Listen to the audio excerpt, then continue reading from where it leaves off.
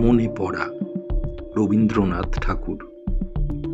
মাকে আমার পড়ে না মনে, শুধু কখন খেলতে গিয়ে হঠাৎ অকারণে একটা কিশোর গুনগুনিয়ে কানে আমার বাজে। মায়ের কথা মিলায় যেন আমার খেলার মাঝে। মা বুঝি গান গাইতো আমার দোলনা ঠেলে ঠেলে। মা গিয়েছে, যেতে যেতে গানটি গেছে ফেলে। মাকে আমার পড়ে না মনে, শুধু যখন আশ্বিনেতে ভোরে শিউলি বনে শিশির ভেজা হাওয়া বেয়ে ফুলের গন্ধ আসে, তখন কেন মায়ের কথা আমার মনে ভাসে।